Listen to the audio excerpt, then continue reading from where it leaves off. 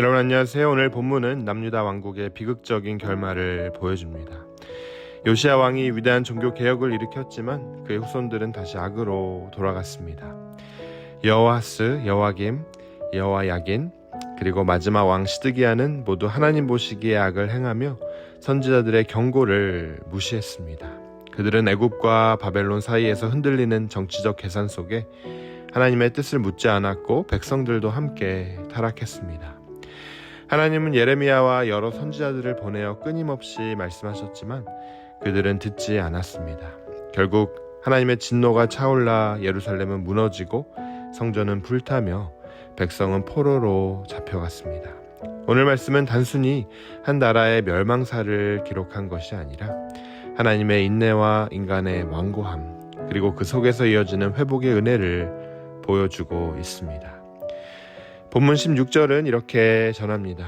그의 백성이 하나님의 사신을 비웃고 그의 말씀을 멸시하며 그의 선지자를 욕하여 여호와의 진노를 그 백성에게 미치게 하여 회복할 수 없게 하였으므로. 하나님은 긍휼 때문에 여러 번의 경고의 사신들을 보내셨습니다. 하지만 백성은 비웃고 멸시하며 욕했습니다. 결국 하나님의 진노가 쌓여 회복할 수 없는 상태에 이르게 되었습니다. 여러분, 여기서 말하는 이 히브리어 마르페는 치유나 약을 의미합니다. 다시 말하면 하나님께서 이제 약이 없다라고 선언하신 거예요.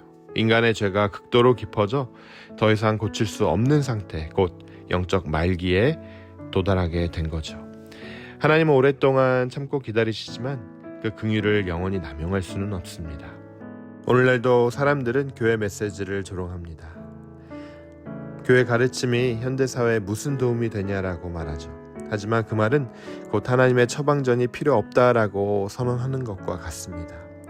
그 결과는 클리어합니다. 하나님의 말씀을 거부한 개인과 사회는 결국 회복 불가능한 지경으로 나아가게 되죠. 말씀을 거부하는 순간 치유의 길도 함께 닫히는 겁니다. 여러분, 유다는 불순종으로 멸망했지만 그 기간을 하나님은 이렇게 해석하십니다. 이에 토지가 황폐하여 땅이 안식년을 누림같이 안식하여 70년을 지냈으니 여호와께서 예레미야의 입으로 하신 말씀이 이루어졌더라.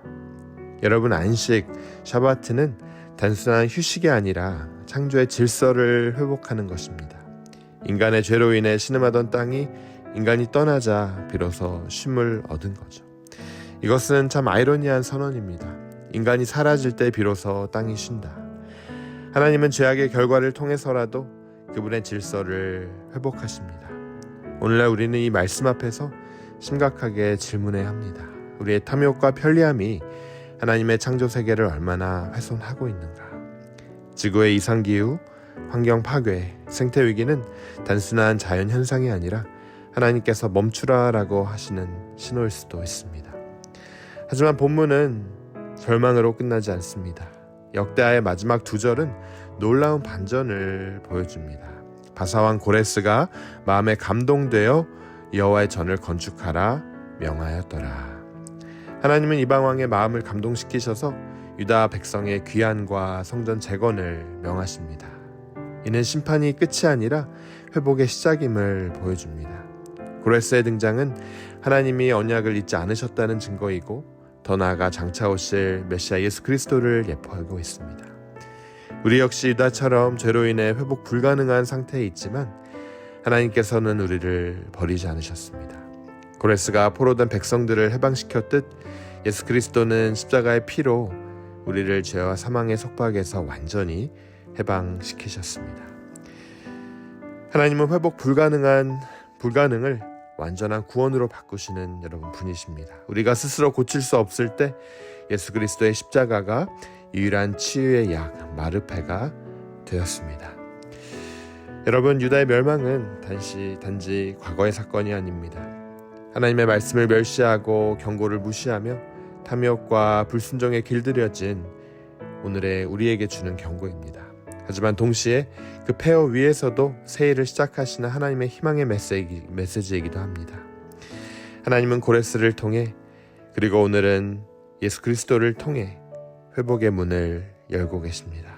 그렇게 여러분, 절망의 자리에서 하나님을 바라보시길 바랍니다. 스스로를 고치려는 그 교만을 다 내려놓고 회복 불가능한 우리를 위해 십자가를 지신 예수님 앞에 겸손히 엎드리며 나아가는 여러분 되시길 바랍니다. 그때에 하나님께서는 우리의 폐허를 새 성전으로 바꾸실 것입니다. 여러분 이 사실을 믿고 우리 함께 기도로 나아가시길 바랍니다. 하나님 아버지 은혜 감사합니다. 우리의 완고함과 불순종을 용서하여 주시옵소서. 주님의 말씀을 조롱하여 멀리한 우리의 죄를 회개합니다. 회복 불가능한 저희를 위해 십자가를 지신 예수님, 그 보혈로 저희를 치유하시고 새 소망으로 일으켜 주시옵소서. 세상의 탐욕을 멈추고 주님의 뜻에 순종하는 백성으로 살게 하여 주시옵소서. 오늘도 폐허 속에서 회복을 이루시는 하나님을 찬양합니다. 이 모든 말씀 예수 그리스도의 이름으로 간절히 기도합니다. 아멘.